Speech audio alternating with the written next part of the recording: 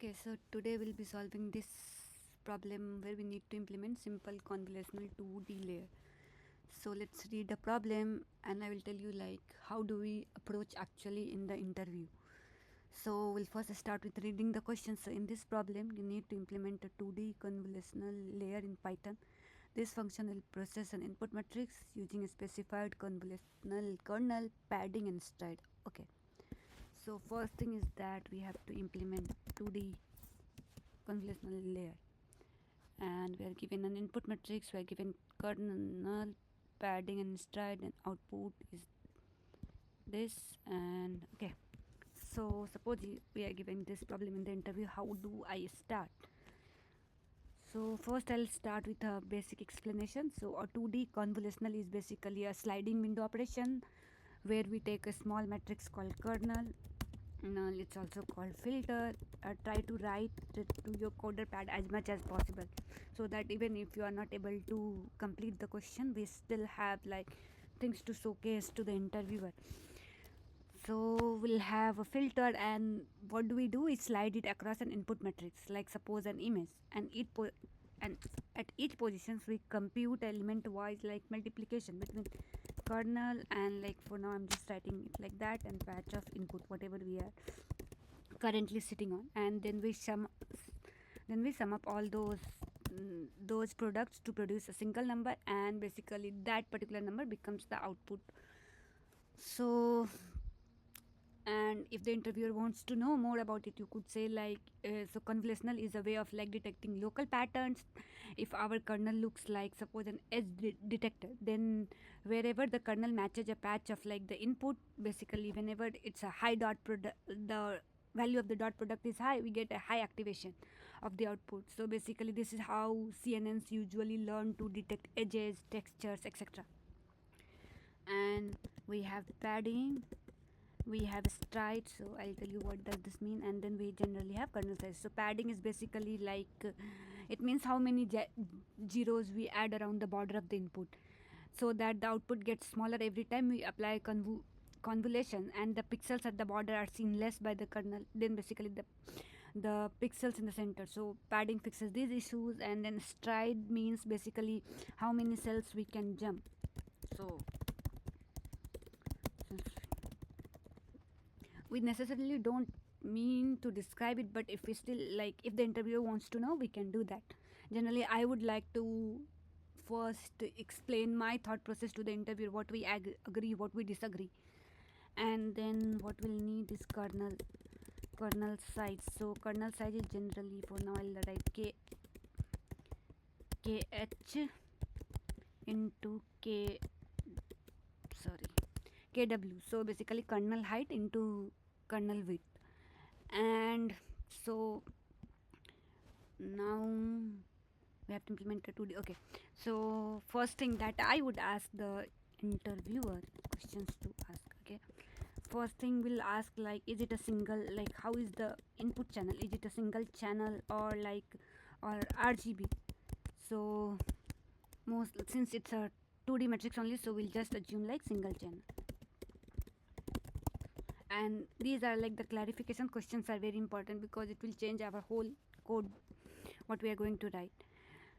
So here, and this decides basically whether we need to handle the channel dimensions, and basically for a single channel we just only deal with H and W. So basically the height and width. If it would have been like RGB, we would need like three, it will be 3 channels, so it will be 3 and height and width. So this would be the first question. Then second question we could ask like should we use a single kernel or multiple output channels? Basically in real CNNs we usually have like many output filters, so basically knowing this helps us to limit us to n. So basically, and I think it also mentioned in the here that CN and CHW, so channels height width. So we can say that then we'll just have output channel, input channel, and KH and KW. Kernel size is already KH. I'm missing this again and again, KH and KW.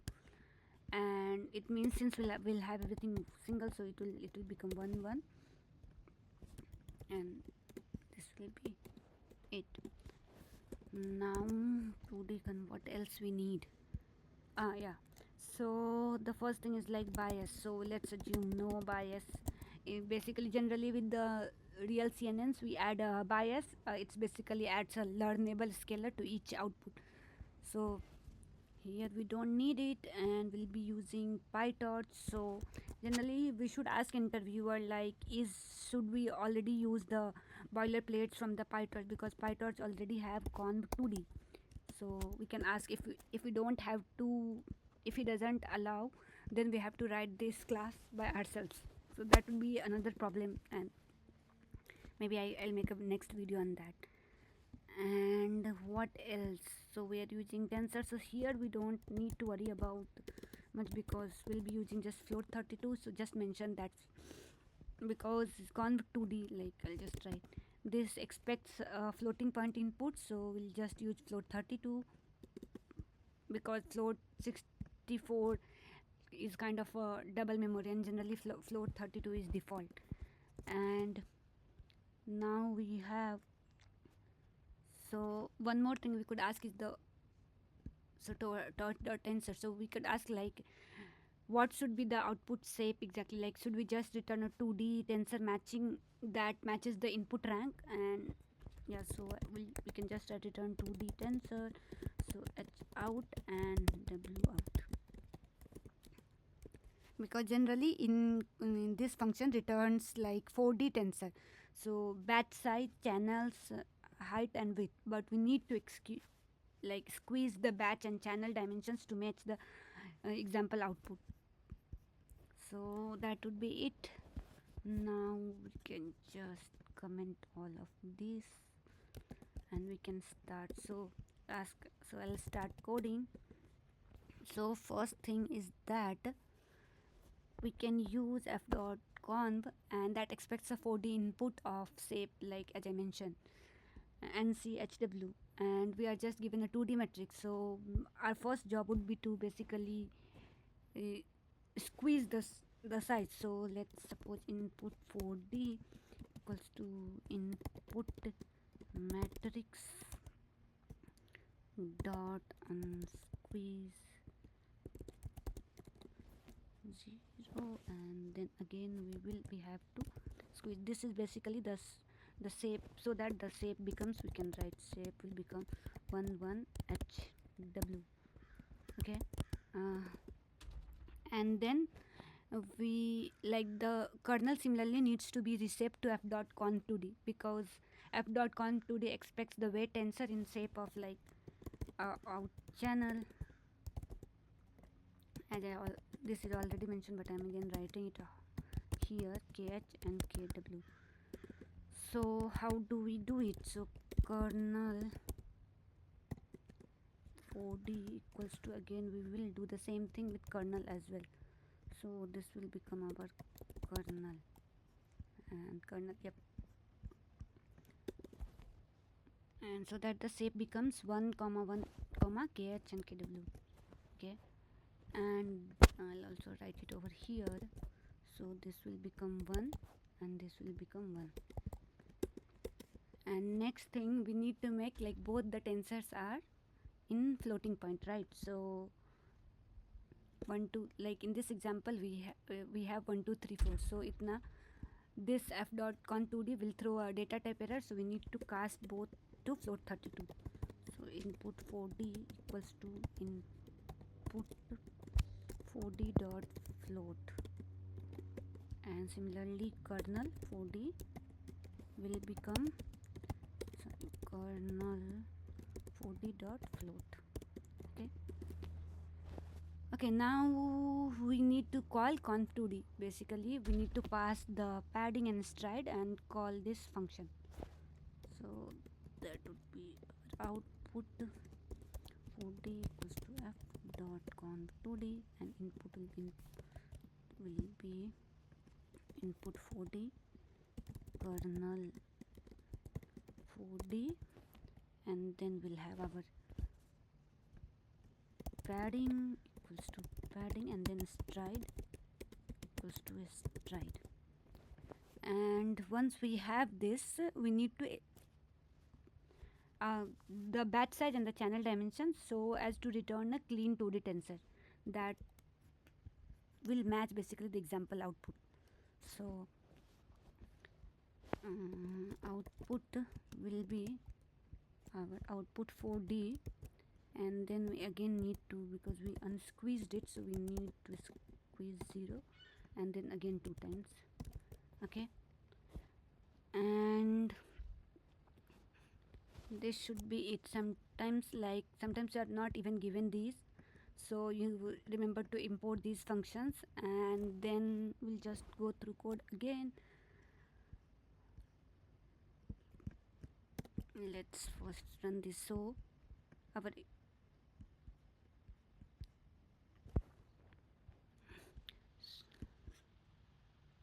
okay, oh, I have done spelling wrong. Where is it? Line 41. Unsqueeze. Unsqueeze. Oh, sorry. Unsqueeze.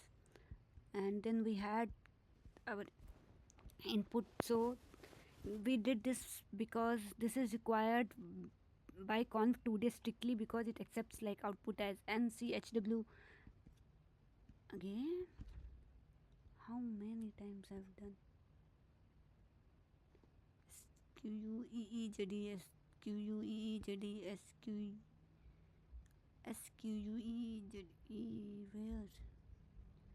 where line 41 unsqueeze, line 41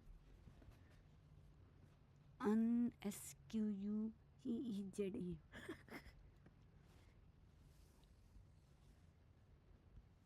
One more thing we had to do is here is that we are given input matrix.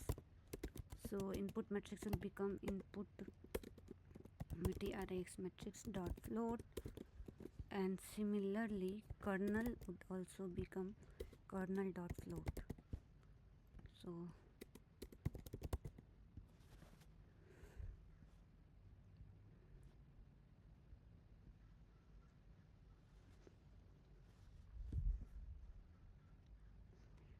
there is some issue. Okay, so we'll again go back to the code and see what's this.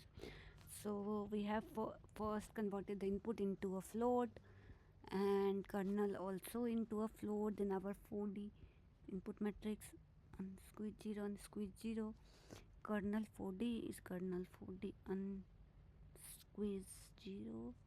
This is correct for now. Let's, so output 4D is input, then kernel, then padding, and instead this is correct. Oh sorry, we haven't returned the output, so we'll return the output and let's see. This time it should go through. So by the time it is running, yeah, so some of the bottlenecks that we could tell, like optimizations we could tell the interviewer, is that the first thing is that we are calling on squeeze like 2 times, twice in like for row for both input and kernel. So this will create an intermediate view which is fine, but for better code we could just write like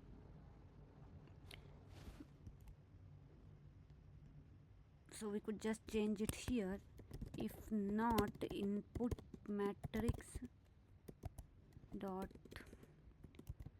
is floating point. Then we'll do this, and similarly, like basically why did we do this is basically we avoid an unnecessary copy when the tensor is already in the float D type. And we could also, like here, one more thing that I feel like that's not necessary but we could do it, is that we have squeeze 2 times, so let's try to do it this way. And then basically indexing with none adds dimensions in a single operations rather than creating 2 views. So we could do this one. And what else we could do,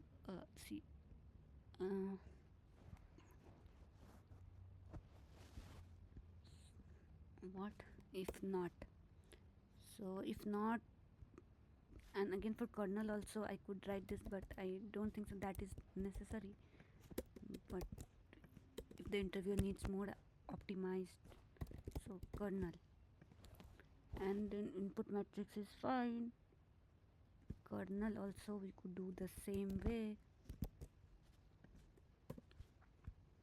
and here output will remain same, and then instead of squeezing it two times we could just do squeeze. So let's try run it. I think this is the what next. If not, it needs a floating point. What is the issue? Oh,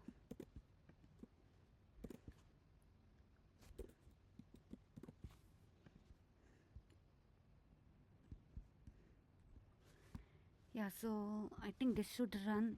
If not, we'll solve. Yeah, see. So the other thing, these are basic optimizations, and the one important thing that we could go if we still have time is the edge cases. So first, generally, with every question, like every problem, I just go with like if empty. So what if like we have empty tensor? That means height is 0 and width is 0.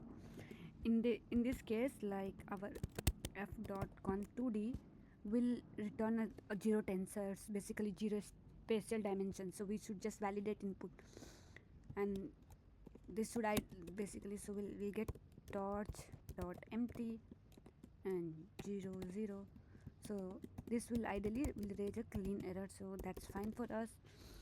And the other problem would be, where is our kernel? So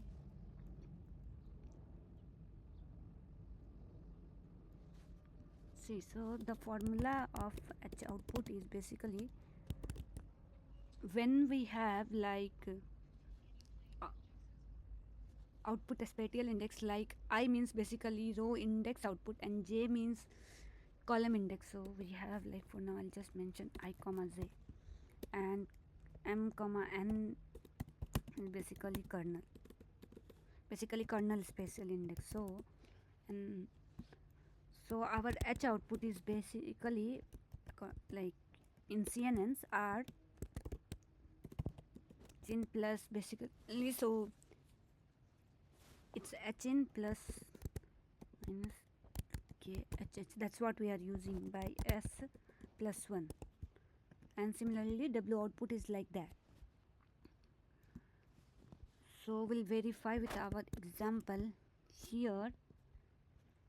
H in is 4, h out w in is also 4, padding equals to 1, and stride equals to 2 as given in our example.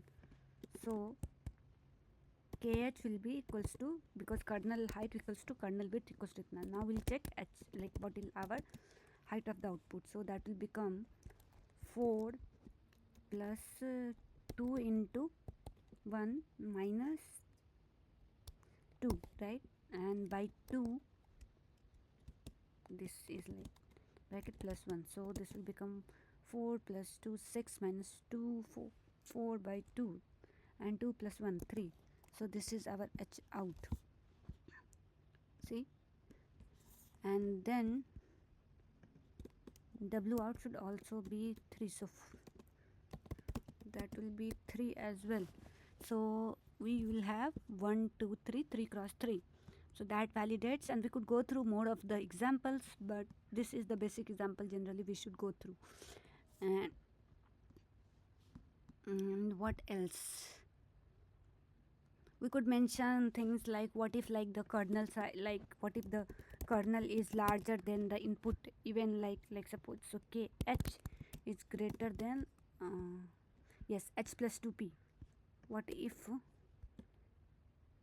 kernel kh is greater than h plus 2 times padding? So the output dimension formula will give a non-positive values, right? So like input is 2 2, kernel is like 5 5,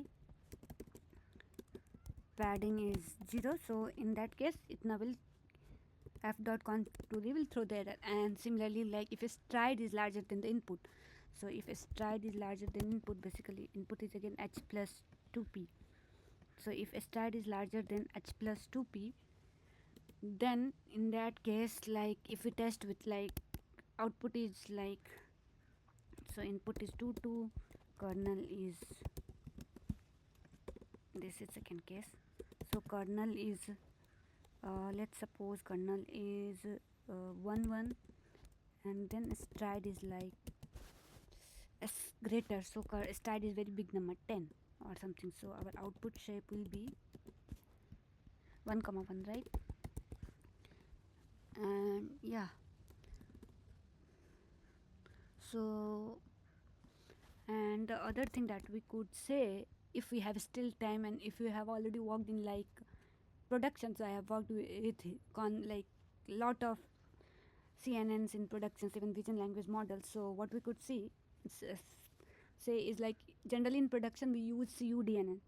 So because it picks the fastest algorithm. So like if you have heard of like we know grad for small kernels or FFT based for large kernels, and there are other algorithms like, sorry, CUDNN. So there is other I was talking about. So this is also best for like IM2 call. And then so for very deep CNNs we also use like fused convolutional kernel that combines like convolutional with batch normalizations along with ReLU into one GPU kernels. And if our sequence length, or in our case like image resolution, is scaled from like very basic 512 multiplied by 512 to 10,000 or 10,000, like, so naive convolutional basically becomes infeasible. So we would do like process like tiling. I think you, like if you have worked with CNN you will know, but it's a good read. So basically it processes the image into patches that fits in the GPU memory, and then we also work with mixed precisions and gradient checkpointing for training and things like that. So yeah, that's how we go on implementing this simple 2D like layer. But in our interview questions they might ask for implement the full convolutional layer, so we would again then use, but most of the classes will be given. So yeah, that's about it. Thank you. If you liked my video, please subscribe. I'll be putting lot of more questions that comes in actual interview, and how we should approach these kinds of questions in interview. Thank you so much. Bye.